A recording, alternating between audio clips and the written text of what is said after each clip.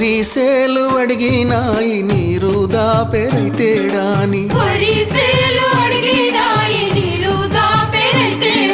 పత్తి సేలు అడిగినాయి నెత్తురు జల్లెరైతేడాని అవి పట్టుకొని ఏడుస్తున్నాయో తుల్లి తుల్లి ఏడుస్తున్నాయో